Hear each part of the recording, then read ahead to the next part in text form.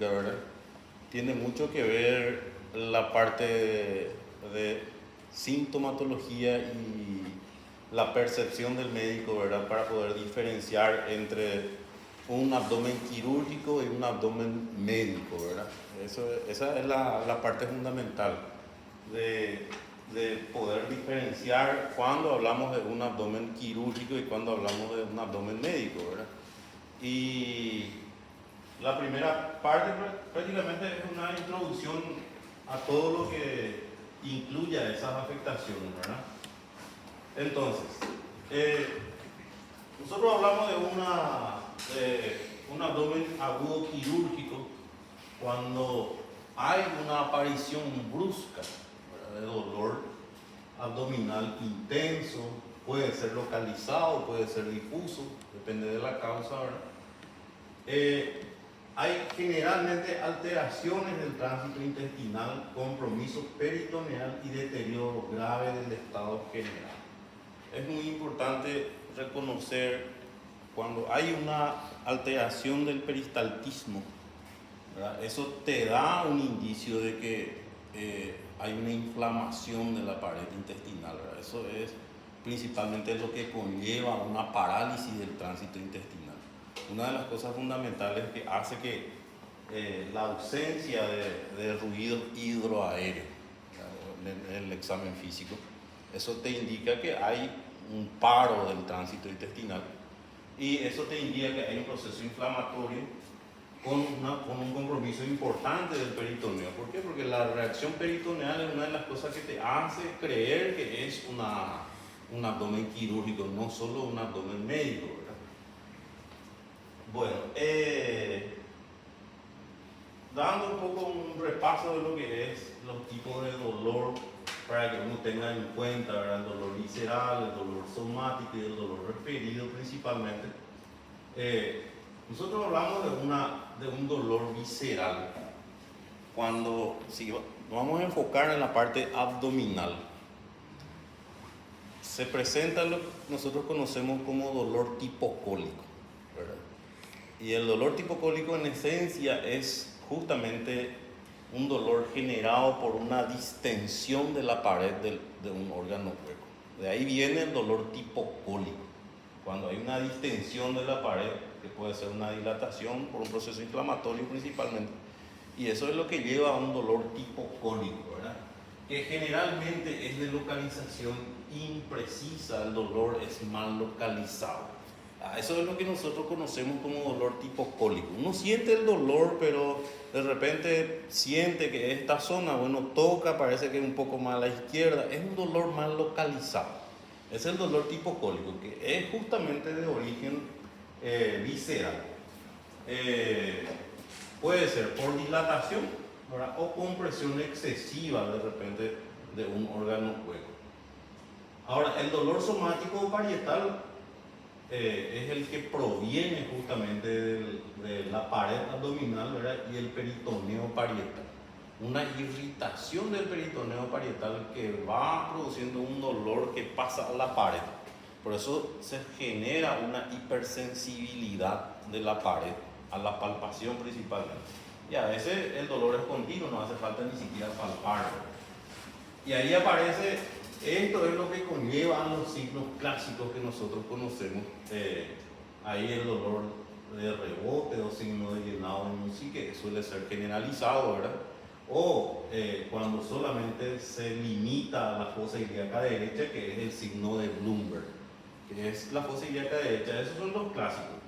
El dolor referido, esto también tenemos que conceptualizar. Acá lo importante es siempre entender primero el concepto. El concepto y aplicar eso a la realidad, ¿verdad? Uno no puede memorizar nada más el concepto, es entender cómo se aplica a la realidad ese concepto, ¿verdad? Entonces, cuando hablamos de un dolor referido es cuando el dolor generalmente la causa es visceral, pero el paciente te refiere como un dolor a nivel somático.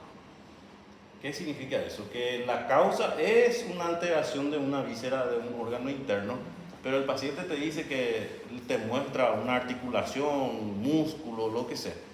¿Viste cuando nosotros decimos dolor somático? Somático es donde encasillamos, muscular, óseo o articular. Eso es cuando dice dolor somático, directamente. Cuando yo digo dolor somático me estoy refiriendo a cualquiera de esas tres cosas. O muscular, articular o óseo, ¿verdad? Eso es un dolor somático. Entonces, el paciente que tiene un dolor referido siempre va a referir un dolor somático, pero es de causa visceral. Ejemplo, en el caso de alteraciones cardíacas, donde el dolor se genera, ¿cuáles son una de las cosas que siempre se genera el dolor referido?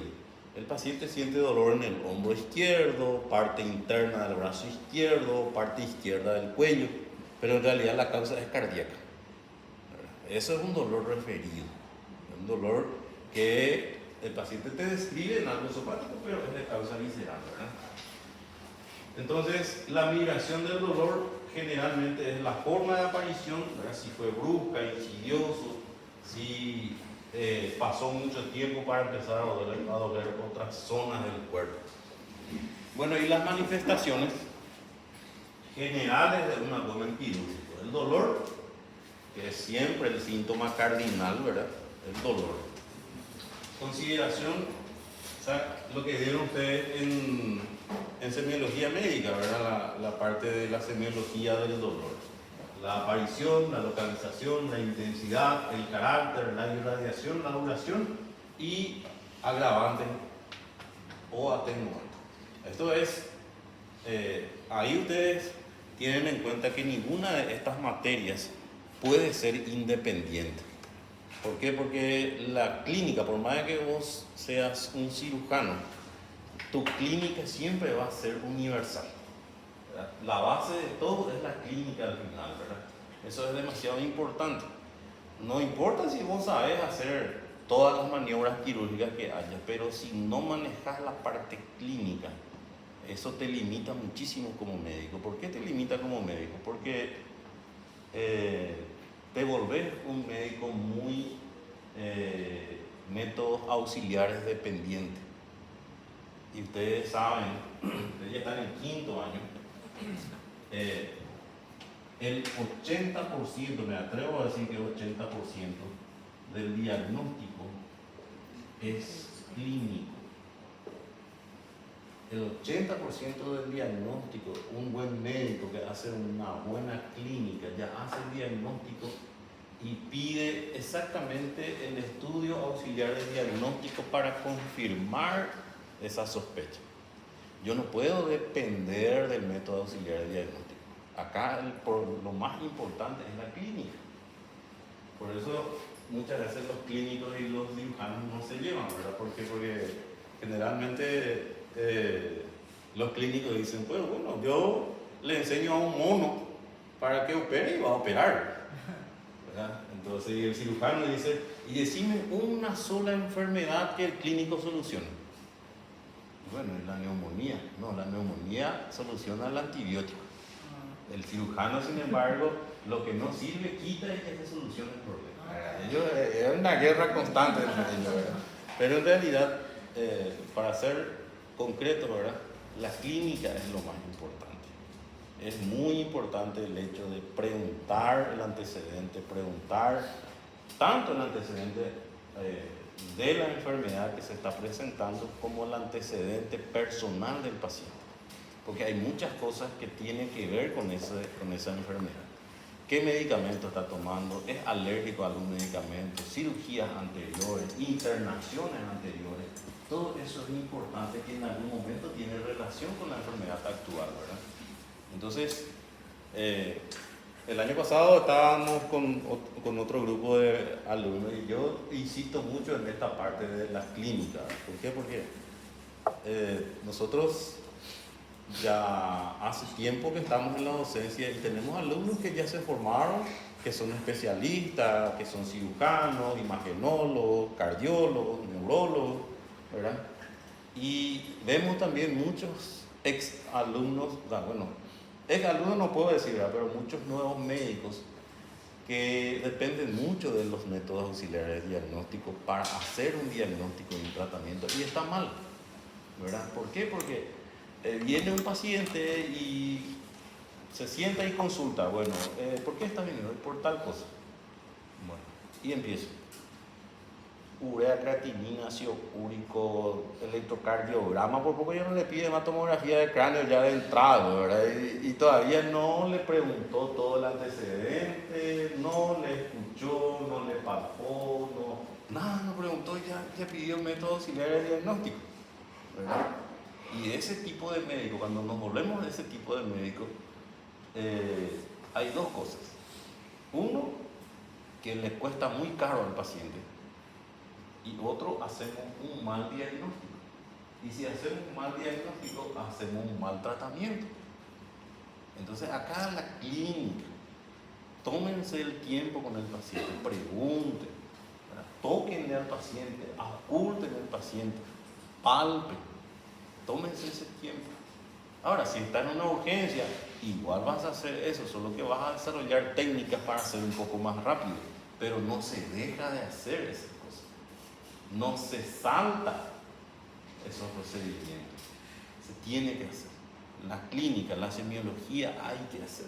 Esto es una de las cosas indispensables, ¿verdad? Entonces, acá, el dolor, la anamnesis va a incluir antecedentes del paciente, aparte de la enfermedad actual, que vas a preguntar diabetes, hipertensión arterial, hernias, cardiopatía isquémica, ¿verdad? Algún tipo de cardiopatía de base, medicación actual. Algo muy importante a tener en cuenta, corticoides, el paciente es consumidor de corticoides, anticoagulante, ¿sí? Antihipertensivo o algún tipo de droga estabilizador. Esas son cosas que son fundamentales preguntar en un paciente que viene por un síntoma agudo. ¿Por qué? Porque van a ver en el siguiente cuadro después cómo nosotros comparamos esas cosas, ¿verdad? Anticoagulante, que un paciente que va a entrar en cirugía lo es off, ¿verdad? Es prácticamente imposible, va a tener que, eso tiene que suspender por lo menos dependiendo del tipo de anticoagulante que está utilizando el paciente, ¿verdad? Va a tener que suspender semanas antes de la cirugía, ¿verdad? Y hay pacientes que vienen por un problema quirúrgico y ya hace 4 o 5 años que está siendo anticoagulado por una cardiopatía anterior o lo que sea.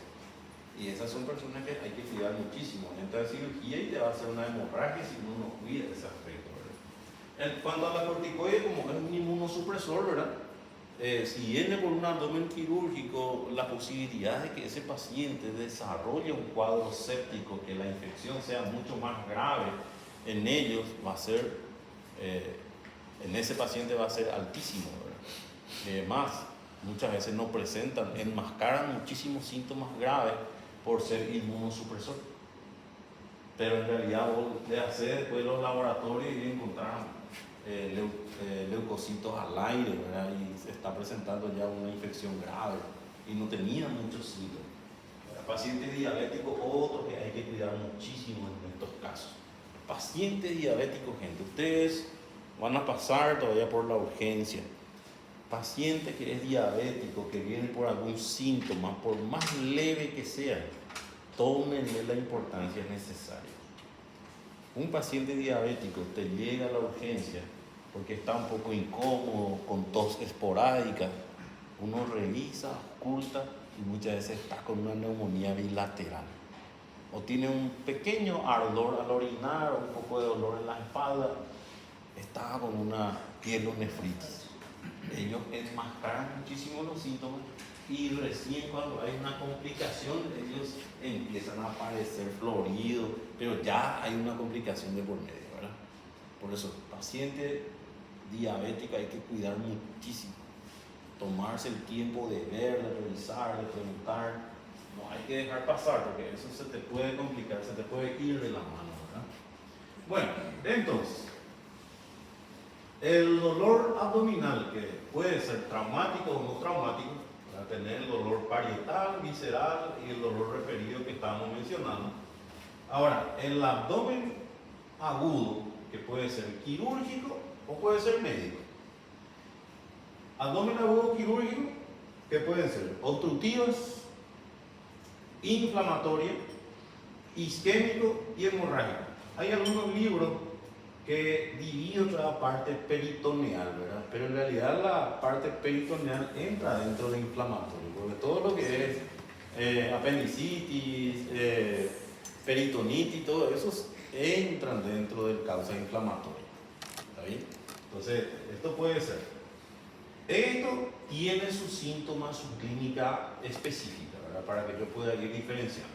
Ahora, el abdomen agudo medio, nosotros podemos dividir por una causa endócrina o metabólica, hematológica o por toxina o por fármaco también puede ser. Entonces acá tenemos endócrina y metabólica, crisis diabética, addisoniana, porfiria intermitente aguda, fiebre mediterránea hereditaria.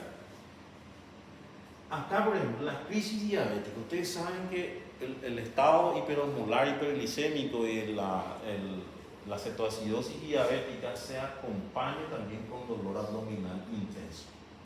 ¿Verdad? Que nosotros, obviamente con el antecedente, ya vamos a saber que en realidad no es algo quirúrgico, que en realidad es algo clínico, ¿verdad? Ahora, crisis addisoniana. La crisis addisoniana, las personas que sufren un problema importante de la glándula suprarrenal, ¿verdad? Aparte de tener el dolor abdominal clásico, metabólico, obviamente se va a acompañar muchísimo también con dolor torácico, dolor de cabeza, o sea, muchas cosas va a tener acompañado. Pero acá nosotros nos estamos centrando más en la parte abdominal, ¿verdad? En la parte abdominal, esto puede presentar dolor abdominal sin tener los otros síntomas que te da que sea algo quirúrgico. Porfiria intermitente. ¿La porfiria qué es? La porfiria es una enfermedad que no es muy frecuente, pero cuando aparece es de mucho cuidado. Es una enfermedad hereditaria en donde el paciente tiene una alteración en la capacidad de metabolizar el hemo. El proceso de metabolización del hemo y la formación de bilirrubina, ¿verdad? Entonces prácticamente lleva a unos síntomas del sistema nervioso y la parte somático y visceral. Entonces lleva a un dolor abdominal, ¿verdad? Mareo, vértigo, cefalea, un malestar general. Y obviamente síntomas de obstrucción de las vías hepáticas. Va a llevar una alteración hepática importante. Ahora, la fiebre mediterránea también es una enfermedad poco común, porque también es hereditaria.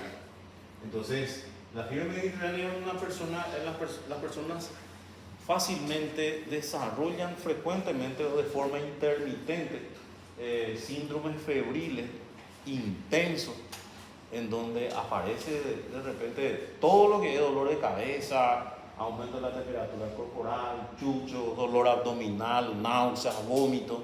Uno busca todas las causas posibles y no encuentra una causa concreta. Entonces buscamos generalmente es un problema inmunológico que desencadena fiebres de forma intermitente. Cada tanto el paciente presenta fiebre alta, dolor abdominal que te confunde con algo quirúrgico, ¿verdad? Algo que sí es muy frecuente y se ve muchísimo en pediatría es la adenitis mesentérica.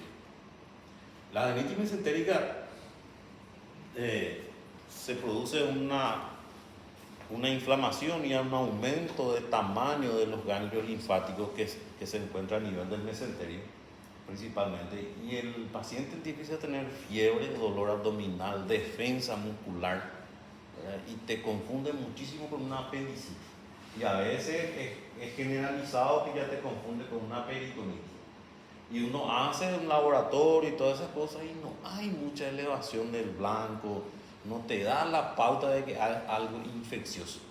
Y la adenitis mesentérica se suele presentar posterior a una inflamación, o sea, una infección viral o una infección bacteriana también puede ser. Muchas veces vos le preguntas, viene el niño que tiene un dolor abdominal, abdomen en tabla, vómito, diarrea intermitente, que la diarrea intermitente suele ser signo de irritación peritoneal.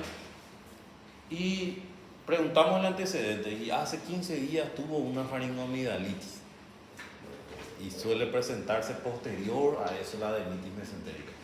Y sin fines de cirugía se hicieron ya pensando, muchísimas veces ya se hizo cirugías de apendicitis y no se encontró ningún apéndice inflamado, ¿verdad? Ahí ya se dio anadenitis mesentérica. Muchísima gente operaron de esas dolencias porque simula muchísimo un abdomen quirúrgico. Entonces, esas son cosas que hay que hacer con mucho cuidado en la clínica, ¿verdad? La hematológica, ahí tenemos la crisis drepanocítica, leucemia aguda y algunas otras discrasias. Bueno, la crisis drepanocítica, la anemia drepanocítica, también denominada anemia falciforme o anemia de células en os.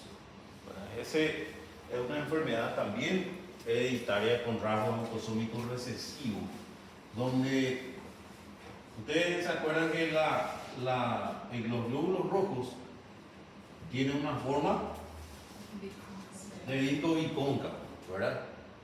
Y ustedes saben que el problema está solo en un aminoácido, el aminoácido. Viste que la hemoglobina, que es el que transporta el oxígeno en los glóbulos rojos, es una proteína con 4 cadenas polipeptídicas que tiene aproximadamente 437 aminoácidos. De las 437 aminoácidos, un aminoácido es reemplazado por otro. O sea, genéticamente, de esas 400 y algo de aminoácidos, un aminoácido que estaba en un lugar que tenía que ser polar, el ácido glutámico, es reemplazado por otro aminoácido que se llama valina, que es apolar. Y eso cambia totalmente la estructura de la proteína de la hemoglobina. Y entonces empieza el glóbulo rojo a adoptar una forma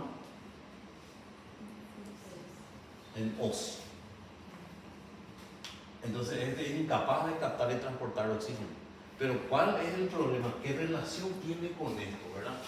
Que como tiene esta forma del glóbulo rojo es indispensable para que la membrana del glóbulo rojo tiene un exceso de proteína.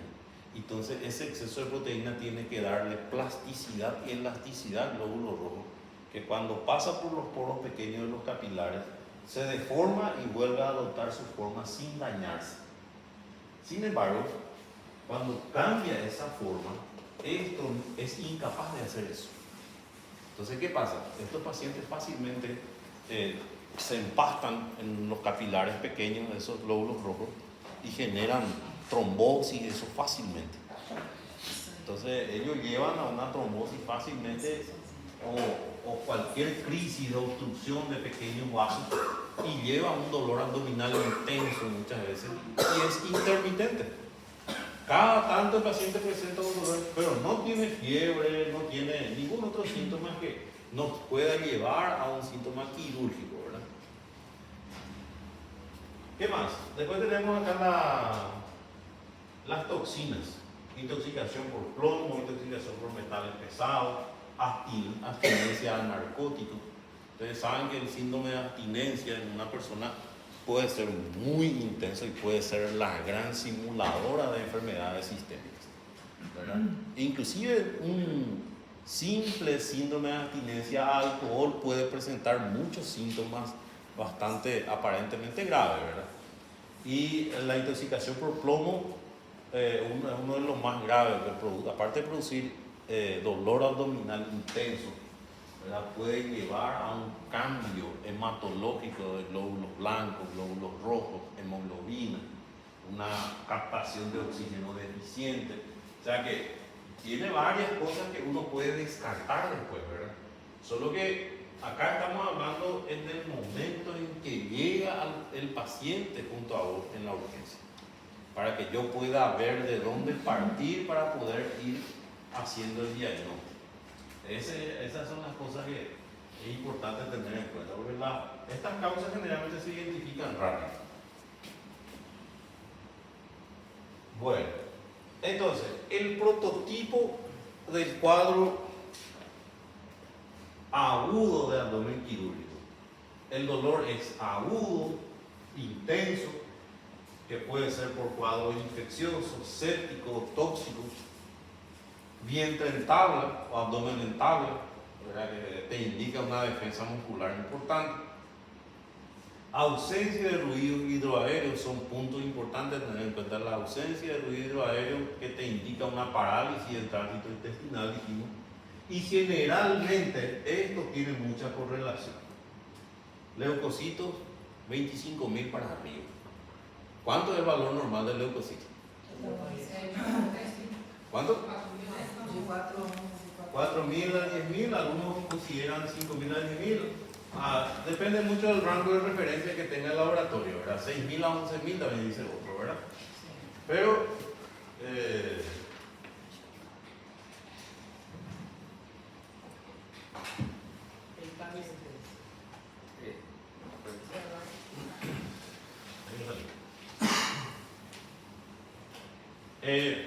entonces, ese es nuestro rango de referencia. Algo que es muy importante para que ustedes puedan ir bien este año es saber los rangos de referencia de los laboratorios. Eso hay que saber bien. Porque muchas veces, obviamente, un laboratorio ahora ya te viene todo su rango de referencia, ¿verdad? Te ayuda bastante con la tecnología, ¿verdad? Pero igual muchas veces hay algunos puntos que sí solamente nosotros podemos reconocer, ¿verdad? Por ejemplo, no siempre la leucocitosis siempre va a indicarte, o sea que solo esto va a aparecer en un abdomen quirúrgico de origen infeccioso. Puede haber una leucopenia también. ¿Sí? En algunos casos puede haber leucopenia y eso estamos hablando de las personas que utilizan fármacos inmunosupresores.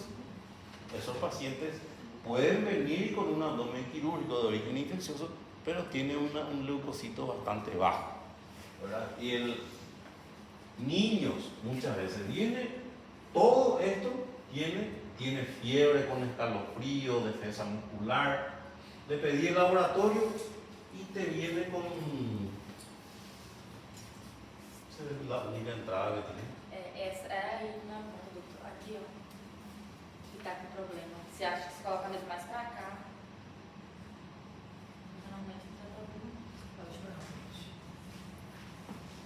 Bueno, muchas veces los niños, estamos hablando de niños de 10, 12 años, 13 años, muchas veces tiene todos estos síntomas, el abdomen en tabla, fiebre con escalofrío, ¿verdad? Pero después viene el laboratorio y te viene leucocito 6.000. ¿Verdad?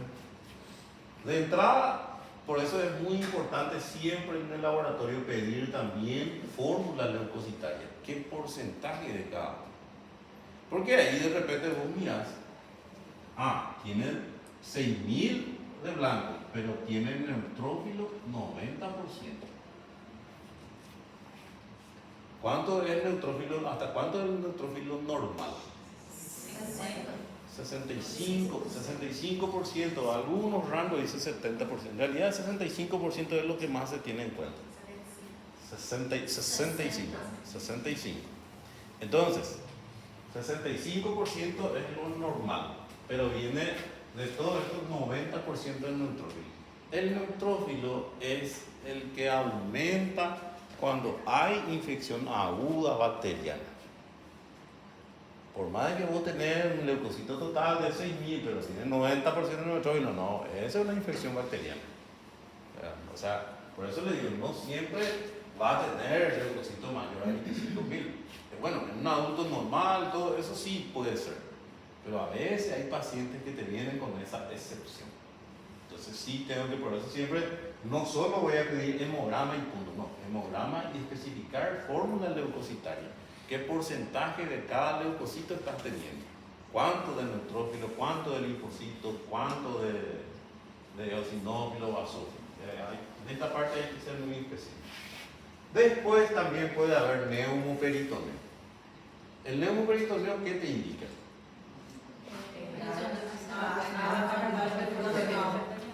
Exactamente. Aire significa entonces una perforación de víscera hueca, ¿verdad? Una perforación de víscera hueca. Entonces, el prototipo de cuadro abdomen médico, el dolor suele ser trivial, o sea, mal localizado, no suele ser focal como el abdomen quirúrgico, ¿verdad? Aspecto sano, el paciente no tiene dolor, no tiene fiebre muy alta, chucho, sudoración fría, capaz tenga por el dolor, ¿verdad? Abdomen blando, no hay defensa, ruido hidroaéreos normales. Estas son las cosas que te hacen descartar un abdomen quirúrgico. Y que tengo que buscar otra causa que posiblemente es médica. Leucocito generalmente normal. Radiografía del abdomen, no se observa el neumoperitoneo, no hay signo del neumoperitoneo. Entonces ahí vamos mirando algunos puntos, ¿verdad? Acá tenemos carácter de dolor gradual y progresivo dependiendo de cuáles son las patologías abdominales, cómo se presentan. En la pancreatitis, que sabemos que el dolor es progresivo, intenso, ¿verdad? Y a medida que pasan las horas el dolor se hace más intenso. En la pancreatitis, cuando aparece dolor abdominal, el paciente tiene mucho dolor, vómito continuado, ¿verdad? Es muy vamos a decirle, los síntomas empiezan a aparecer todos juntos cuando se vuelve intenso. Colecistitis, hepatitis, apendicitis, diverticulitis, embarazo ectópico, dependiendo del tamaño, ¿verdad? Va a ir siendo gradual, progresivo y cada vez se hace más intenso. Otro tipo de dolores, en el caso de dolor que puede aparecer de forma repentina y muy intenso, úlcera péptica, cólico ureteral, que puede ser constante. El cólico renoureteral puede ser repentino o puede ser gradual, depende de la causa que está produciendo ese dolor. Por ejemplo, una incrustación de una litiasis a nivel de la pelvis renal al uréter, por ejemplo, esa incrustación suele generar dolor brusco, progresivo, y el dolor es muy intenso. El dolor, el cólico renoureteral, ahí vemos generalmente los más machos vienen llorando en la urgencia, ¿verdad? Porque el dolor es muy intenso. El dolor suele ser que empieza dependiendo del lugar y radia hacia abajo, se va hasta los genitales. Y el dolor es muy fuerte. Generalmente el paciente vomita y todo eso, pero no hay fiebre y eso, no hay poca, ¿verdad? No sé que ya la obstrucción ya haya pasado un tiempo, hay reflujo y hay infección de por medio, capaz va a haber fiebre, ¿verdad? Pero... ¿Cómo? No, eso no sabría decirte, ¿verdad? Pero... Mira, una de las cosas que ustedes estudiaron en semiología, ¿cuál era una de las cosas que se tenía en cuenta para poder medir la intensidad del dolor? La fascia, o sea que la forma en que se presenta, ¿verdad? Hoy día se usa mucho, hay gente que usa mucho, bueno, decime, de 1 al 10, ¿cuánto te duele? Pero eso es muy trivial, muy subjetivo, ¿verdad? Porque ¿qué hay que tener en cuenta para decir que el dolor es muy intenso? Uno, hay que tener en cuenta la forma en que se presenta, si hay sudoración fría, si hay palidez mucocutánea, taquicardia. Son las cosas que te indican a que sí realmente le duele, ¿verdad? Nivel socioeconómico. Para poder medir la intensidad del dolor, el nivel socioeconómico es muy importante. ¿Por qué? ¿Por qué el nivel socioeconómico? Imagínense una persona que vive en la ciudad, tiene todos los accesos a farmacia, a hospitales, sanatorios, tiene un dolor que ya pasó más de 45 minutos, bueno, se va a comprar un analgésico y toma. No soporta mucho tiempo el dolor, no está acostumbrado a soportar el dolor. Una abuelita que vive allá en el fondo, donde no tiene ni siquiera acceso para salir al hospital, un dolor que él pueda tolerar y trabajar todo el día, puede andar todo el día con dolor de cabeza y no le da importancia hasta que le calma. Tiene que tener mucho dolor incapacitante para que, no, me voy a ir a consultar. Pero las personas que viven en lugares muy alejados no te consultan con cualquier dolor superficial. ¿Cuál es otra cosa que hay que tener en cuenta? El sexo. Sí. Ustedes saben que las mujeres tienen un umbral de dolor mayor que nosotros los varones. Una mujer puede soportar más el dolor que un varón. Un varón que tiene dolor de cabeza, ese ya se acostó, ya está todo tapado, pasando, ya se va a morir. Sí. Excepto algunos que otros varones que sí soportan también por la costumbre y pasó muchas cosas. Pero cualquier varón no te soporta tanto el dolor como la mujer. El varón suele romantizar mucho más el tema de dolor y las dolencias, pero eso es genéticamente comprobado. Sí. Entonces, esas son cosas que hay que tener en cuenta para medir la intensidad del dolor, el sexo, el nivel socioeconómico y las manifestaciones, cómo le ves al paciente. Ese de 1 al 10, ¿cuánto te da? 10, 11, no, eso es subjetivo. Bueno, a mí, todos los pacientes que ya vi, a mí me parece que eso no es que funciona tanto, ¿verdad? Es decir, de 1 al 10, ¿cuánto te doy?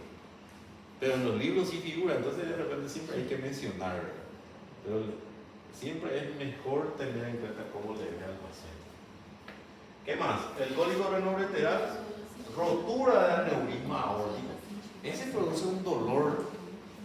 El dolor que produce la disección de aorta es un dolor punzante en la parte posterior del abdomen y si es en el tórax, la parte posterior del tórax, pero suele acompañarse con una hipotensión brusca y a la auscultación solemos escuchar un soplo grande, ¿verdad? Ese suele ser, y el dolor no suele calmar tanto con cualquier analgésico. El dolor por disección aórtica suele ser bastante intenso también.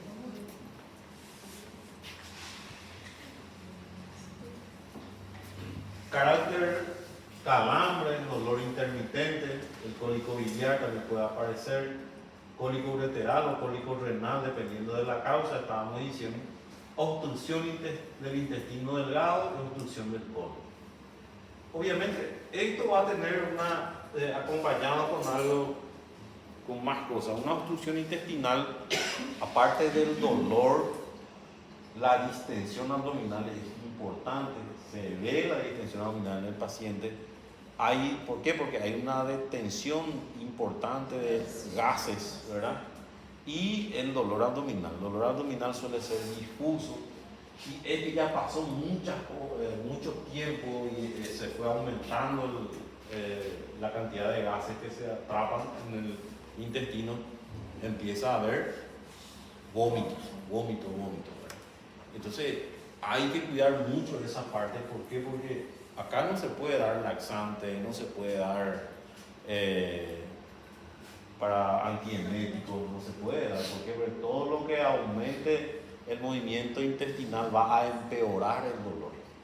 Entonces, eso es hacer el diagnóstico ahí es muy importante. Y el dolor referido, la úlcera perforada, ¿verdad? Dependiendo, puede ser bastante. Si la úlcera perforada puede producir un dolor localizado, pero cuando hay un escape del contenido gástrico en la cavidad peritoneal, eso te va a llevar a un dolor generalizado, inflamación generalizada de la cavidad abdominal, ¿verdad? La pielonefritis también puede ser. ¿Por qué? Porque muchas veces la pielonefritis da un dolor mal localizado en la parte izquierda o la parte derecha del abdomen.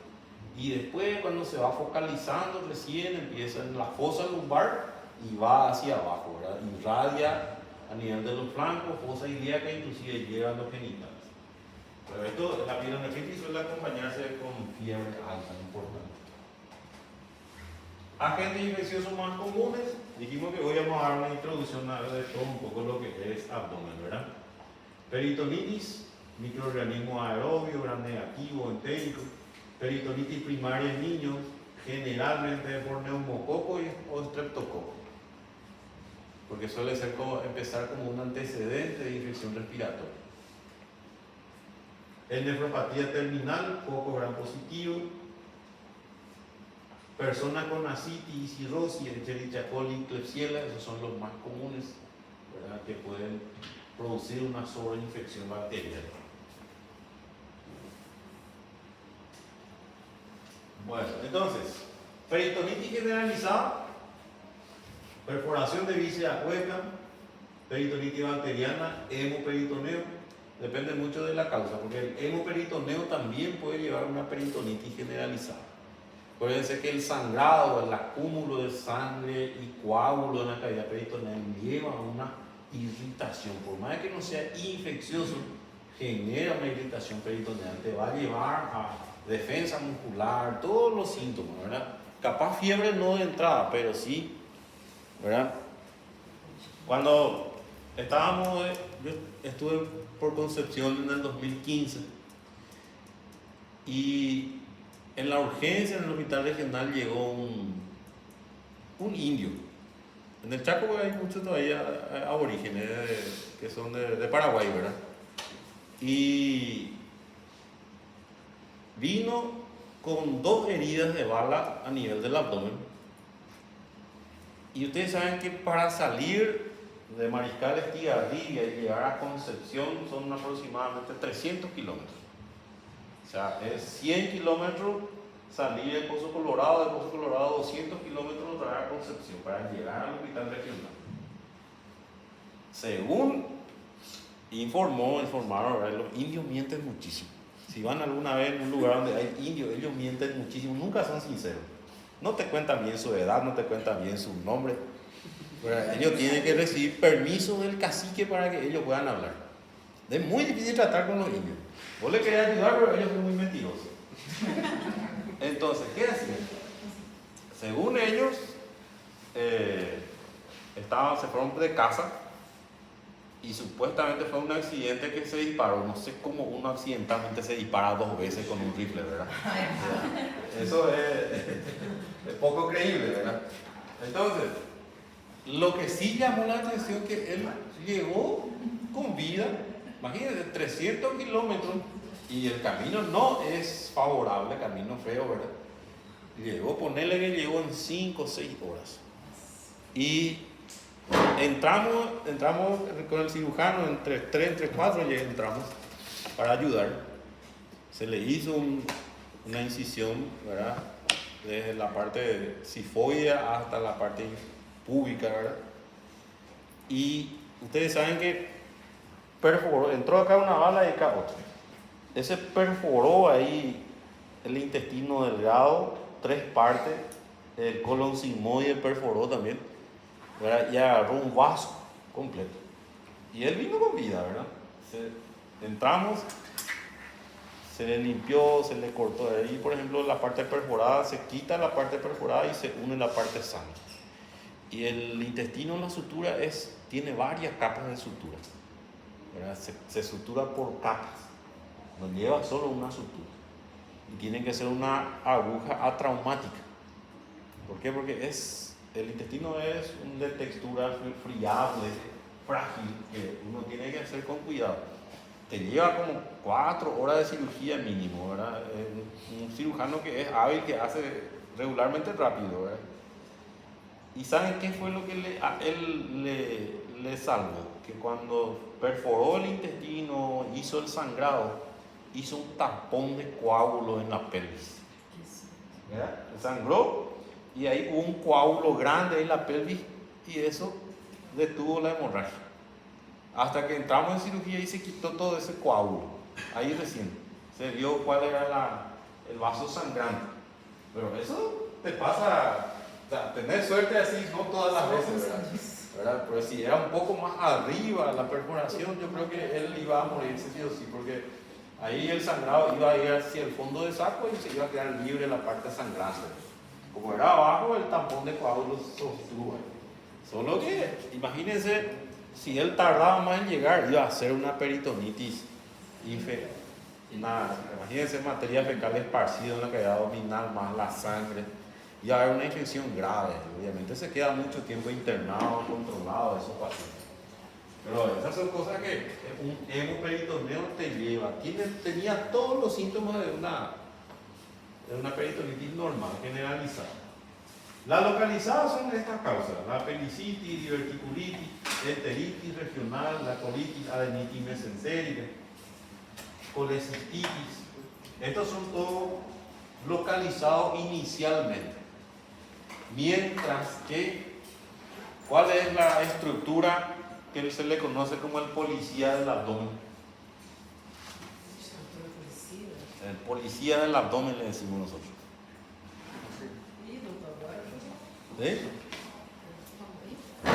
El epiplón mayor.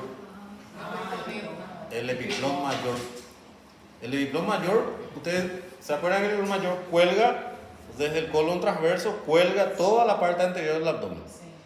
Cuando hay un proceso inflamatorio localizado, o una infección localizada, el epiplón mayor se le envuelve a esa zona inflamada, Como pastor. ¿verdad? Y contiene hasta donde se pueda, depende mucho del nivel de inmunidad, capacidad inmunológica que tiene el paciente, ¿verdad? Por eso es que la apendicitis, muchas veces se forma la apendicitis localizada, así por más que se perforó, no llegó a una peritonitis generalizada. ¿Por qué? Porque el epiplón mayor envuelve esa zona infectada y contiene. Ahora, si pasa más tiempo, seguramente eso se va a escapar porque aumenta la infección, ¿verdad? Pero hasta donde se puede, el epiplón mayor envuelve esa zona infectada.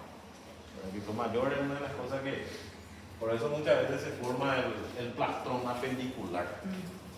Cuando ya hay perforación, pero no hay peritonitis, porque hay una contención de parte del epiplón mayor. Acá, epidemiológicamente, tenemos en cuenta según la edad, cuáles son las causas más frecuentes de abdomen quirúrgico, ¿verdad? Los menores de 50 años, de forma inespecífica, hasta no se sabe la causa específica, apendicitis un 32% de los casos. Eso es lo que más conocemos y lo que más vemos en las urgencias, ¿verdad? El mayor de 50 años, ¿verdad? Colecistitis es una de las causas más frecuentes. Diverticulitis también es una causa frecuente, ¿verdad? Solo que tanto los adultos mayores como los niños pequeños prácticamente sale de esos signos clásicos. Te puede dar en un adulto joven o un adolescente, muchas veces es florido, del libro son los síntomas, pero muchas veces en un paciente de tercera edad estos síntomas no corresponden a lo que nosotros conocemos clásicamente. Muchas veces el paciente viene con dolor leve, malestar general de repente, pero no suele tener ese abdomen en tabla, fiebre alta con chucho. Esas cosas no suelen tener los adultos de tercera edad, los pacientes de tercera edad, porque ellos, su sistema inmunológico ya no es tan, vamos a decirle, explosivo como un paciente joven. Bueno, entonces, indispensable distinguir entre abdomen agudo de manejo médico entre aquellos que deben manejarse quirúrgicamente. Por eso esas son las cosas que hay que cuidar muchísimo, ¿verdad? Entonces, vómitos abundantes en ausencia de cuadro oclusivo, deposiciones diarreicas, ruido hidroaéreo aumentado en ausencia de cuadro oclusivo, dolor difuso visceral en ausencia de cuadro peritoneal y fiebre muy elevada en ausencia de cuadro séptico. Siempre tener en cuenta si hay asociaciones específicas de estos cuadros para que yo pueda referir como algo quirúrgico. Entonces, algo muy importante a tener en cuenta.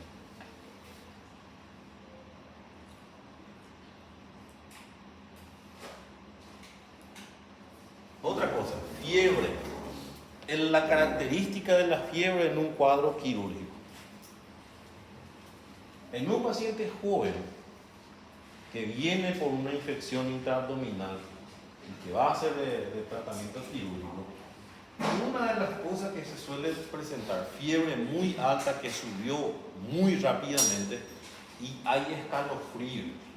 Ese escalofrío te está indicando que esa fiebre no se va a quedar ahí. ¿Qué te está indicando el escalofrío? El escalofrío significa, te está indicando que esa fiebre va a seguir aumentando. ¿Por qué? Porque cuando la fiebre empieza a aumentar bruscamente, el paciente empieza a tener chucho, sequedad de boca, piel seca. ¿Por qué piel seca? No hay sudoración, porque si hay sudoración el cuerpo está tratando de eliminar el calor, ¿verdad? Pero no hay sudoración. Eso ya tenés que tener en cuenta que vas a tener que tratar. ¿Por qué? Porque ese va a subir todavía ese fiebre. ¿Sí? El chucho, el escalofrío es un indicativo que la temperatura va a seguir subiendo. ¿Por qué? Porque una de las cosas que hace el hipotálamo es estimular. ¿Sí? Doctor, chucho es... Escalofrío. Escalofrío. Sí, escalofrío. Chucho, Guarani. escalofrío. No, en español se usa. Como você falou, só que En guaraní se dice acanunduro. Sabia que ia ser fácil. Fiebre en guaraní es acanundu. Sí, así.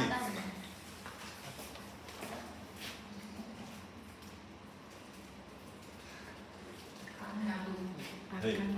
Y escalofrío es, le da acá.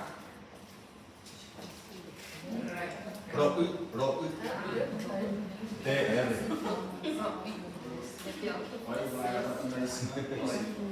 Escalofrío. Acanunduro. Ese es escalofrío. Chucha. Viste que es frío, tener frío, sentir frío. Entonces el paciente tiene mucha fiebre y empieza a temblar. Ese es el chucho, ¿verdad? Escalofrío. Acá no sería duro. ¿Cómo? Acá no sería duro. No. Acá es Acá no sería duro. dolor es así.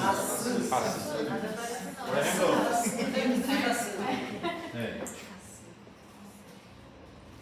así. Ese es dolor. Así. Pero el guaraní tiene muchas cosas. Depende de primera persona, segunda persona, tercera persona. Acá no Así, así, así. se ele falar caçudo, já sabemos que está com dor. Y ahí el paciente te dice, te nombra una parte del cuerpo con el sufijo así. Por ejemplo, acá, así, dolor de cabeza. ¿Verdad? Así me duele acá. ¿Entendés? Eso es importante porque... Eso de guaraní tiene que saber así. Así. Guaraní hay que saber así ya. Porque el paciente te indica nomás una parte del cuerpo con así. Si es que hay un dolor, ¿verdad? Bueno, entonces, nuestros signos a recordar. No sé si ustedes ya hablaron de estos signos en patología quirúrgica. Tenés el signo de Bloomberg, el signo de Soane-Iliaco, el signo de Robson, el signo obturador, el signo de Murphy, ¿verdad? El signo de Bloomberg es que todo el mundo ya conoce, ¿verdad? Ese es la fosa ilíaca derecha con dolor a la descompresión brusca en la fosa ilíaca derecha. El signo de Robson. Ahí está. La palpación. Na esquerda, y vai doer na direita. Ahí está. pelos gases, pelos transportes. Exactamente. Es más, una de las cosas que se suele de repente Sexta-feira a gente está preparado. sugerir, ¿verdad? A la hora de palpar el abdomen es que por más de que él tenga un problema de este lado, ver si puedes palpar primero la fosa ilíaca izquierda, ¿verdad? Para no presionar directamente sobre la zona del dolor, ¿verdad? Ese es el signo de Robson, ¿verdad? Después tener el signo de Murphy. ¿Cómo sería el signo de Murphy? Com a respiração perdida e a dor, a contração. A respiração.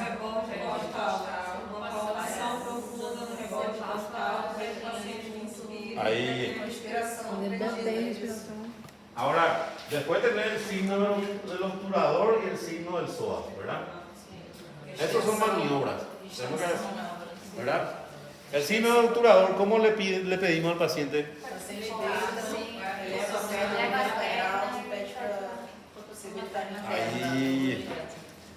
Entonces, paciente en decúbito dorsal, flexionar hacia arriba la rodilla y una rotación leve interna de la rodilla. Eso suele generar dolor. Pero ¿qué te indica el signo del obturador?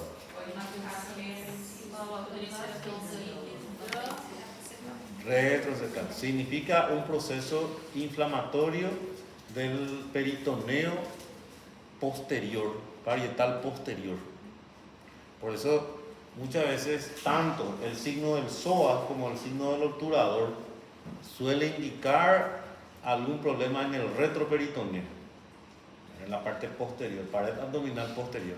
Por eso la apendicitis retrocecal suele generar signo del psoas, signo del obturador positivo, ¿verdad? Muy bien. Ustedes están afinados en patología quirúrgica. Se eu soubesse. Se eu soubesse, eu chorava de colega. Foi tão humilhado. Sexta-feira. Foi tanto estudo que é possível. Depois de muita humilhação. ¿Con quién tuvieron patología quirúrgica? Patologia. Fábio Silvério, do Fábio Silvério. Ah, Fábio Silvério. Maravilhoso. Ele é maravilhoso, só que é bolsista. ¿Y quién ahora el doctor que lleva la teoría de este? Ángel Gómez. Sí. Muy bueno también. El doctor es muy bueno. Bueno, entonces, inspección, palpación, percusión, ocultación. A la inspección puede haber abdomen globuloso a expensa de una acumulación de líquido intraabdominal, ¿verdad? Ascitis, una distensión, edema cutáneo. Puede haber presencia de hernia, equimosis, ictericia. Todo lo que yo pueda ver, ¿verdad?, a nivel de la pared abdominal. Equimosis periumbilical, por ejemplo. ¿Verdad? El signo de Kuhn, que es indicativo, o sea, en qué contexto aparece. Pancreatitis, angioedema complicada. Muy bien. La presencia de hernia, ¿cómo yo voy a constatar en la inspección? ¿Qué le pido al paciente que haga? Maniobra de Balzar, la protrusión en la pared abdominal. A la ocultación, disminución del peristaltismo, puede ser ileoparalítico, aumento, puede ser enteritis, isquemia intestinal precoz.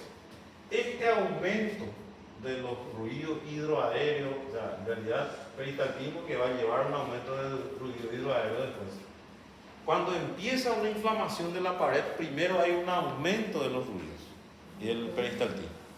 Cuando progresa ese proceso inflamatorio, lleva a una parálisis. Pero en los inicios de ese proceso inflamatorio suele aparecer un aumento.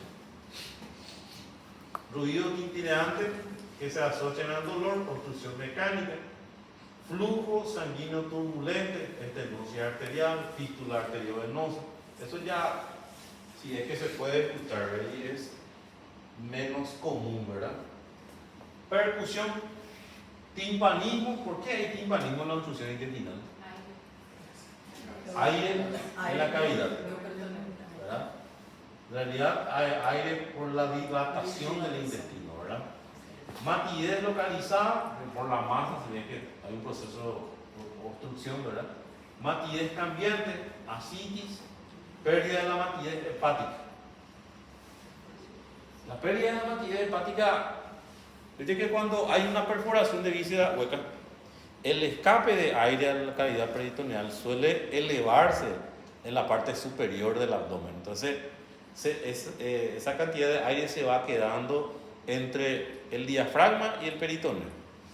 Entonces, ahí muchas veces se pierde la matidez hepática, ¿verdad? Le llamamos signo de Hoover, ¿verdad? El signo de Hoover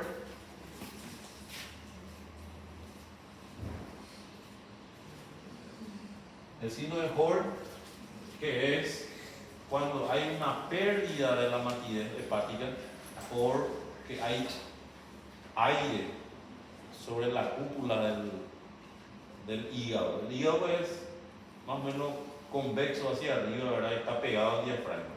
Cuando hay aire que se escapa, ahí se queda un espacio aire. Entonces, uno al percutir a ese nivel, ¿verdad? Se pierde esa matidez que se suele sentir en a nivel de paso. ¿Qué más? A la palpación, defensa muscular involuntaria, organomegalia, dolor focal, que puede ser un proceso precoz. El dolor focal es precoz, después se generaliza cuando no se soluciona el problema.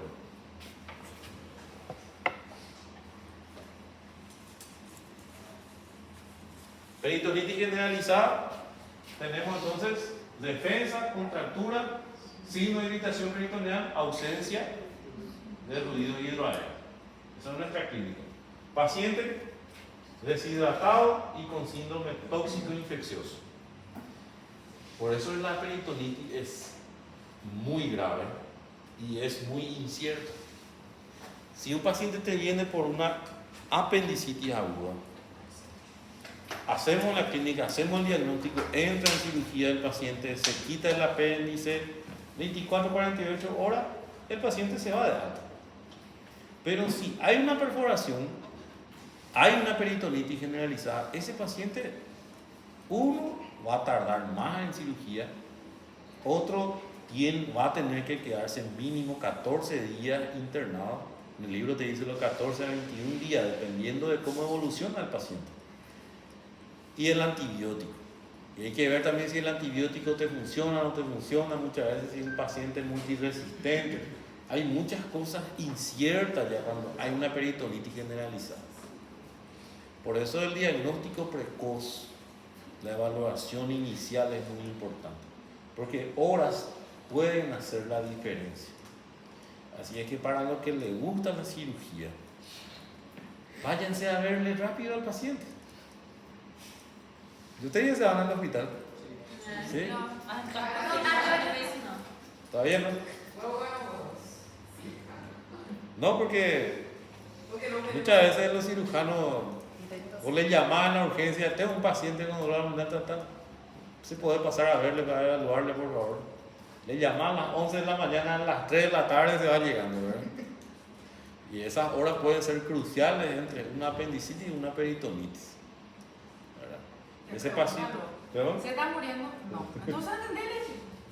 Se murió ya. El tema es, Entonces no hay problema. una de las reglas del que se tiene que tener en cuenta, pues es que vos no podés darle analgésico a un paciente que vos pensás que es un abdomen quirúrgico. No puede dar analgésico hasta que el cirujano pueda evaluar eso. ¿Por qué? Porque si vos le das un analgésico a un paciente que viene con esos síntomas, muchas veces mascara el dolor y viene a evaluarle, no hay defensa aparentemente.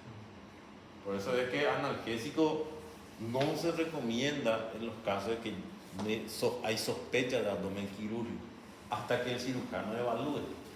Ahora, después que el cirujano haya evaluado y dice no es quirúrgico o lo que sea, ¿verdad? Ahí, bueno, ahí calmarle el dolor y hacerle el tratamiento. Pero antes de que el cirujano evalúe no se le da analgésico. Por eso mismo, justamente es importante que el cirujano siempre acuda a evaluarle al paciente a tiempo. Eso es muy importante. Lastimosamente en Paraguay todavía estamos con algunos, no le digo todo, yo conozco cirujanos muy buenos, muy empáticos, ¿verdad? Que le llaman y enseguida se va a evaluar al paciente, bueno, se va a internar, manda en sala, ya se le hace todo el procedimiento, ¿verdad? Pero hay veces que no, hay veces que su guardia es hoy en el hospital y se fue un rato a su guardia y después se fue a hacer una cirugía en el privado y mientras tanto sé que se vea al médico de guardia, ¿verdad? Entonces vos le llamás y ya me voy enseguida y te viene llegando 2 o 3 horas después, ¿verdad? Eso suele ser un problema porque esas son cosas que inclusive al Estado le cuesta muy caro. ¿Por qué le cuesta muy caro al Estado? Porque un paciente que pudo haber ocupado una cama e insumo por 24 horas se quedó 14 días usando cama, insumo. O sea, muchas veces el ser buen médico también ayuda en muchas cosas, no solo para el paciente, ¿verdad? Entonces, Así es que para los que van a ser cirujanos, recuerden esta conversación cuando sean cirujanos. Bueno, el tema es que en Brasil, por ejemplo, Hay una ley de la profesión médica y hay ley de la especialidad médica. Cosa que en Paraguay, hasta hoy día no hay una ley de la especialidad médica. O sea, está el Código Sanitario, que es el que rige la medicina y cómo tenés que hacer y en qué caso te vas a ir preso y todas esas cosas. Pero viste que en Brasil, por ejemplo, justamente la semana pasada vino el doctor Cid. ¿Lo conoces al doctor Cid? Doctor Cid es de medicina legal en Brasil. Bueno, es un doctor que fue jefe de policía y esas cosas en Brasil. Y hoy día él es un perito también, ¿verdad? Es muy reconocido él a nivel de Sudamérica en la parte de medicina legal. Vino a dar una conferencia la semana pasada, estaba en su conferencia.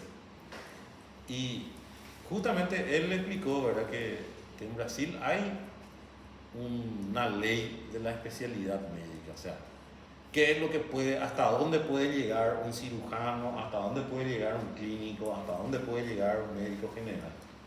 Y eso en Paraguay, por ejemplo, hoy día nosotros no tenemos todavía. Hoy día tenemos el código sanitario que rige la profesión médica en general, pero todavía no separa eso.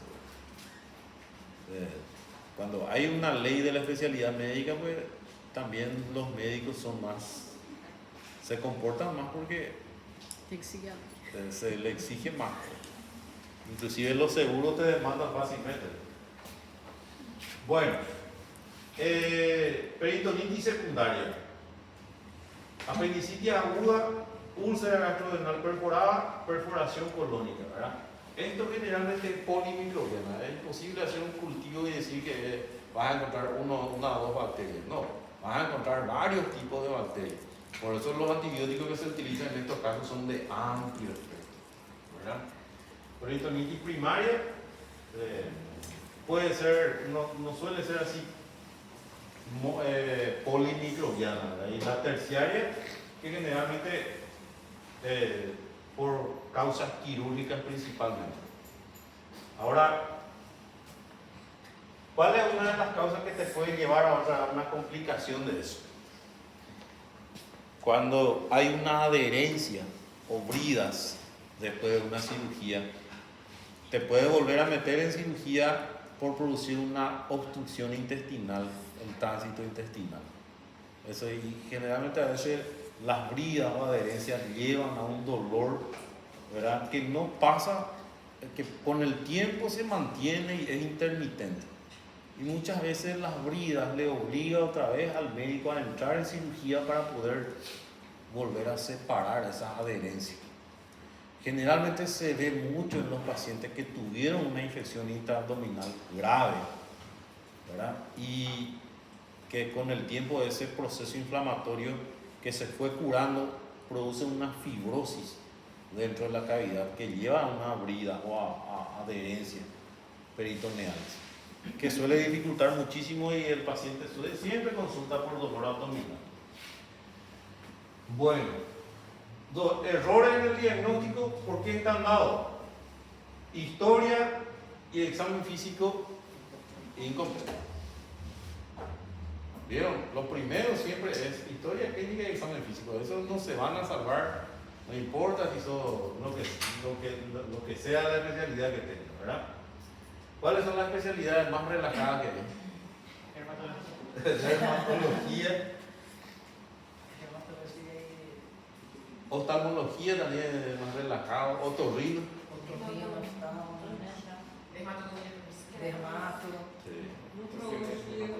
Ellos no hacen guardias médicas, no hacen. Ellos solo consultan. Tranquilo. Ahora, anatomía patológica ni siquiera lo ve paciente. Es el laboratorio solo. Ese para los antisociales es espectacular. Radiologista também, médico radiologista também não. No, Pouca coisa. ellos solo hacen interconsulta. Se le llama y va. Só laudar. Sí. Lado. Exactamente. Cardiologista. Entonces, historia, examen físico incompleto, falta de observación adecuada de la evolución. Imagínense, un paciente se operó de una peritonitis generalizada. La evolución, describir la evolución del paciente es fundamental. ¿Cómo está pasando el día a día? ¿Qué pasó? ¿Qué presentó? ¿Qué dejó de presentar? ¿Qué medicación está actualmente? Si está respondiendo a esa medicación. El seguimiento del paciente es fundamental. Ese paciente con peritonitis generalizada que se operó, la conducta es muy expectante hasta los primeros días postquirúrgicos. Ese paciente todavía puede complicarse. Hay que tener mucho cuidado. Análisis apresurado de los síntomas y signos. ¿Por qué análisis apresurado? Muchas veces presentó algunos síntomas leves y todo eso y nos apresuramos en hacer la cirugía y después no era ese el problema, cerramos toda la cavidad y siguen los síntomas. Y, es más, empeoró esos síntomas. No era la causa. Y ustedes te obligan a entrar otra vez. Uso de exámenes innecesarios y demora. Vieron que este va muy relacionado con esto. Si vos haces una buena clínica, un buen examen físico, esto no te va a pasar. Porque vos ya vas a saber exactamente. Entonces, de ahora en adelante, cuando ustedes hacen un caso clínico y si le pregunta, ¿qué le vas a pedir a tu paciente? Háganse esta pregunta: ¿para qué le vas a pedir? ¿Qué le vas a pedir a tu paciente? Bueno, yo le voy a pedir una radiografía de abdomen. Bueno, ¿y para qué vas a pedir? ¿Qué buscas? Yo le voy a pedir clínicamente, ¿qué le vas a pedir? Un electrocardiograma. ¿Para qué le vas a pedir? ¿Qué buscas? Para confirmar tu sospecha. O sea, vos tenés que pedir algo que vos pensás que te va a ayudar a hacer tu diagnóstico. Es muy importante, siempre háganse un hemograma, porque lo primero que la gente te dice, bueno, hemograma. No, pero ¿qué es lo que vos estás buscando? ¿Qué vas a ver en tu hemograma en estos casos? ¿O qué vas a ver en el hemograma en un paciente que está en el curso de una cardiopatía isquémica? ¿Qué buscas en el hemograma? Háganse esa pregunta: ¿por qué le estás pidiendo ese estudio? Y contesten por qué. ¿Verdad? Hay que contestar por qué le estás pidiendo esos estudios. Hay un libro, yo no sé si conocen, pero hay un libro que les recomiendo. Es del Hospital Universitario 12 de Octubre. Es un libro de diagnóstico y terapéutico. Es un libro que tiene todas las patologías generales. Tiene trauma, tiene la parte quirúrgica, procedimientos básicos en urgencia, intubación, tiene cómo colocar una vía periférica, una picotiroidectomía, una traqueostomía, procedimientos, indicaciones, contraindicaciones, todo eso. Y después habla de las patologías clínicas generales. Por ejemplo, te habla de, por decirte así, cualquier patología común. Cardiopatía isquémica, que estamos hablando luego. Te pone así, un concepto general, clínica de la patología, método auxiliar de diagnóstico y te explica para qué vas a pedir cada método. Tratamiento. ¿Qué se puede utilizar? ¿Cuánto se utiliza? Tienen que conseguir ese libro. 12 de octubre. Sí, la última edición salió en el 2019. Es muy bueno porque para el estudiante del cuarto o quinto año no hay cosa más importante que saber esas cosas. De por qué. No es pedir, es pedir para qué vas a saber para qué vas a pedir. Porque si vos no sabes lo que estás buscando, encontrar algo no entendés tampoco, ¿verdad? Bueno, ¿qué más?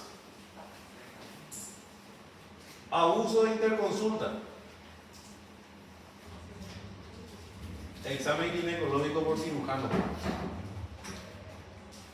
Si vas a hacer interconsulta, bueno, pedirle por lo menos a un especialista del área para que te haga esta interconsulta, ¿verdad? Interconsultas tardías. Apresuramiento de la toma de decisiones.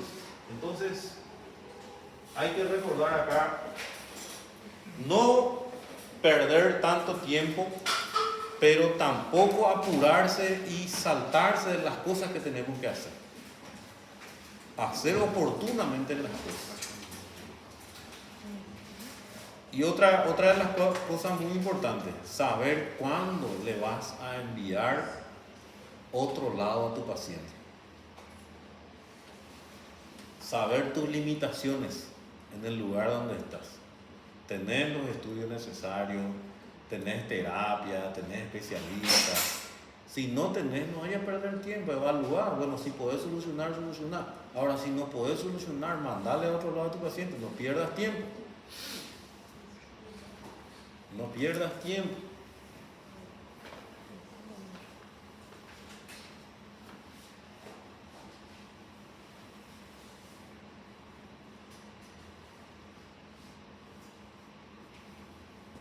Bueno, entonces, en caso de inestabilidad termodinámica, tratar el shock mediante canalización de 2 vías periféricas, administrar expansores, solicitar valoración urgente por cirugía o unidad de cuidados intensivos. Entonces, acá, paciente urgente. Muchas veces nos conformamos a la hora de estabilizar a un paciente que está con un shock hemorrágico, por ejemplo. O sea, está por entrar en un shock hemorrágico. Empezamos a administrar líquidos expansores para poder mantener la presión. Pero al mismo tiempo, cuando vos estás administrando líquido para poder expandir y mantener la presión, ya tiene que haber una valoración quirúrgica. Hay que identificar la zona de sangrado. Porque no vas a reemplazar toda la sangre de tu paciente por líquido expansor. Acuérdense que el suero no transporta oxígeno. O sea, tu presión puede mantenerse, pero si está perdiendo más de 25, 40, 30% de sangre, ese paciente va a morirse igual de una hipoxia. Es más, lo que hace que el paciente tarde muchísimo en recuperarse es la hipoxia tisular. Paciente que está con hemorragia grave hace una hipoxia tisular y esa hipoxia tisular lleva a una acidosis grave, ¿verdad? Que es lo que le mete en shock al paciente. Y ese paciente, para que salga de ese shock, es muy difícil, porque acuérdense que acá hay que valorar sí o sí la zona de sangrado en el caso de que el paciente está con una pérdida importante, o por lo menos signo de pérdida importante. Entonces, ahí tenés todos los que te van a ayudar: examen de laboratorio, radiología, ecografía, tomografía computada, ¿verdad? O algunos procedimientos específicos. Pero en realidad estos son lo básico en urgencia. Hay que tener radiografía, tomografía y laboratorio. Hay que tener en cuenta. Si no tenés, bueno, no tenés nada que hacer con este paciente, ¿verdad? Ahí tenemos los cuadros según los exámenes de laboratorio, ¿verdad? Cuadro hemático, leucocito, hematocrito elevado, hematocrito bajo, alteraciones de la forma. Acá le estamos poniendo las posibilidades nada más, ¿verdad? Leucocitosis, puede haber apendicitis, pancreatitis, absceso hepático, ¿verdad? Necrosis tisular, hematocrito elevado, hemoconcentración, puede ser por deshidratación, vómitos, diarrea, ¿sí? Secuestro en el lecho esplácnico, también ahí cuando se hace un tercer espacio, un escape de líquido, ¿verdad? Hematocrito bajo, puede haber un sangrado, úlcera, carcinoma, ruptura de vísceras, embarazo ectópico, ¿sí? Alteraciones en la forma, la anemia falciforme, que es uno de los ejemplos más comunes que tenemos. Es una característica así a tener en cuenta. Otras cosas, una atrofina coriónica humana, en caso de sospecha de embarazo o un embarazo complicado o amenaza de aborto, porque la amenaza de aborto también te va a venir con dolor abdominal. Bilirrubinemia, pancreatitis, obstrucción del coledo, glicemia, hiperglicemia, diabetes, pancreatitis, nitrógeno no ureico, uremia, shock metabólico, calcemia, pancreatitis, que puede llevar a una hipocalcemia grave. Ahora, la calcemia también en el curso de una infección grave puede verse alterado, ¿sí? Por eso hay una hormona inactiva que nosotros solemos pedir en los casos de enfermedades infecciosas de índole clínico complicado, ¿verdad? La procalcitonina. La procalcitonina se suele pedir también porque procalcitonina, si está muy alterado, suele indicar una infección sistémica muy complicada. Después que tenemos ionograma, evaluar en la deshidratación, paciente anúrico, potasio elevado. El potasio es muy importante tener en cuenta, porque tanto la hipopotasemia como la hiperpotasemia es complicado, ¿verdad? La hipopotasemia que te lleva a una arritmia importante y la hiperpotasemia que te puede llevar a un paro rápidamente, ¿verdad? ¿Por qué te lleva a un paro cardíaco la hiperpotasemia?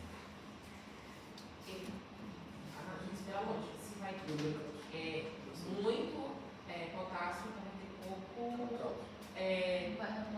Não vai ter pouco, na verdade, de sódio também, né? Então, por conta disso, vai ter menos. A questão da vai sair, Cálcio. e vai ter provavelmente um quadro. Mais nessa lógica. Generalmente, para que pueda haber despolarización, el estímulo para la contracción tiene que haber una diferencia de potencial afuera y adentro de la célula. Entonces tiene que haber más potasio adentro, más sodio hacia afuera, ¿verdad? Pero cuando hay una hiperpotasemia, o sea, significa que hay más potasio afuera. Entonces empieza a igualarse el potencial eléctrico a ambos lados. Entonces ese estímulo para la contracción y relajación prácticamente se altera. Y entonces el paciente puede entrar en un paro fácilmente, ¿verdad? Sin embargo, en la hipopotasemia hay una alteración de la frecuencia. ¿Por qué? Porque el potasio pues, es el que pasa de célula en célula para llevar a la despolarización cardíaca. Pero cuando hay una disminución no se produce con normalidad. Entonces hay una descarga continua deficiente del nódulo sinusal. Por eso es el que suele llevar a una arritmia, una hipopotasemia. El potasio es demasiado importante, por eso a tener en cuenta siempre.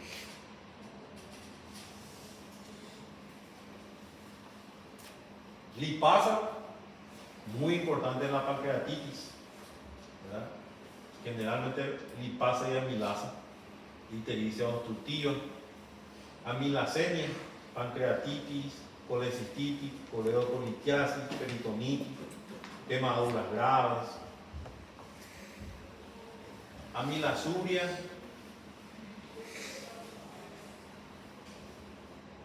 generalmente cuando hay una alteración importante del páncreas, las glándulas salivales, ictericia obstructiva, fosfatasa alcalina, ¿verdad? Todos los puntos que tenemos en cuenta para la parte quirúrgica. Una oclusión intestinal. Este, por ejemplo, es un hidro neumoperitoneal. Acá se ve el nivel de líquido, ¿verdad? Y acá se ve también el aire en la parte superior. detención de ese, hay de los gases que se van deteniendo acá. Entonces son todos gases que están atrapados en la cavidad intestinal. Este es un paciente de cúbito dorsal. ¿Ya?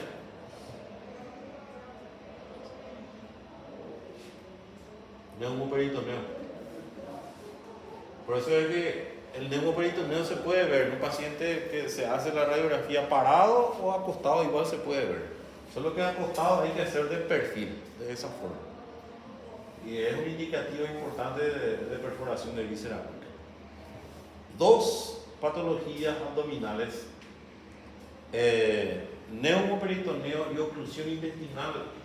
El primer estudio de imágenes de elección es radiografía de abdomen. Ni siquiera la ecografía. El primer estudio de imagen que te va a ayudar a ver directamente si hay oclusión o no, por ejemplo, intestinal, es la radiografía. Porque se ve bien los gases atrapados en el tubo digestivo. Y el neumoperitoneo también vemos bien. Solo que muchas veces pedimos directamente, si pensamos en una apendicitis, pedimos directamente una ecografía, que también ayuda, ¿verdad? Uropatía obstructiva. Lo bueno es que, miren acá, se ve así una zona hiperdensa, ¿verdad? Que es justamente una litiasis. Se ve así una zona isodensa. Viste que los órganos son isodensos, ¿verdad? Pero cuando vos ves esto que tiene una característica igual que el hueso, significa que es algo que está obstruyendo la vía en una zona donde tiene que ser isodenso. Acá, radiografía de abdomen, donde se puede ver bien una litiasis de origen cálcico. Por eso se puede ver bien la radiografía.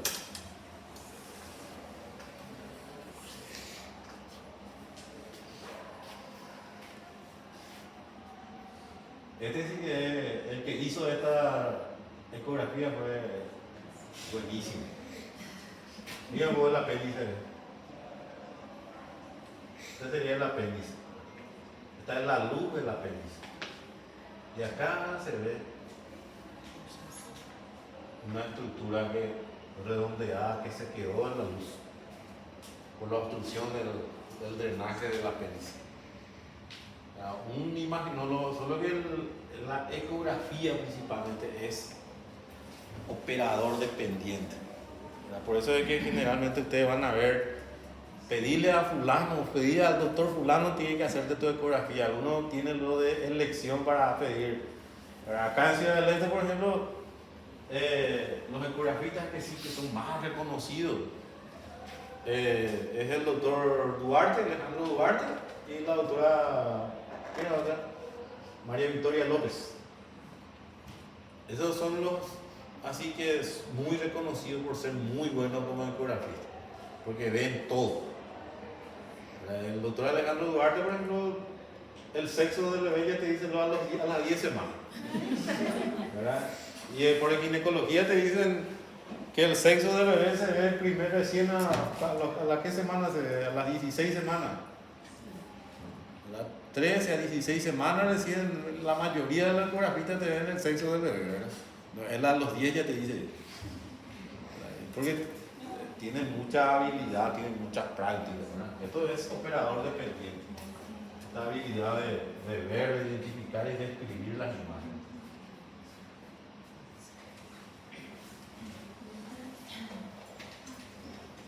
¿Está lejano? ¿Bien? ¿Quieren estirarse un poco? Después continuamos. ¿Sí? É, isso.